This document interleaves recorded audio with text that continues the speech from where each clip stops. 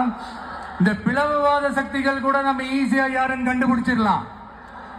ஏன்னா அது ஒரு மதம் பிடிச்ச யானை மாதிரி. அது பண்ற அராஜகத்திலே ஆபீஸா நம்ம கண்ணுக்கு தெரிஞ்சிடும். அதுவும் இல்லாம அதுவே அதை காட்டியும் கொடுத்துரும். ஆனா இந்த கரப்ஷன் இருக்கு, அது எங்க ஒளிஞ்சிருக்கு, எப்படி ஒளிஞ்சிருக்கு, எந்த ஃபார்ம்ல ஒளிஞ்சிருக்கு கண்டுபிடிக்கவே முடியாது. கருத்தியல் பேசி கொள்கை நாடகம் போடும், கலாச்சார பாதுகாப்பு வேஷமும் போடும். அதுக்கு முகமே இருக்காது, முகமொழி தான் இருக்கும். முகமொழி தான் முகமே.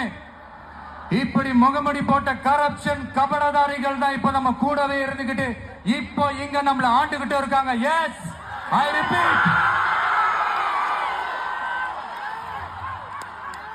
நம்மளுடைய ஒரு எதிரி பிளவுவாத சக்திகள், நம்மளுடைய இன்னொரு எதிரி இந்த கரப்ஷன் கபடதாரிகள். நம்ம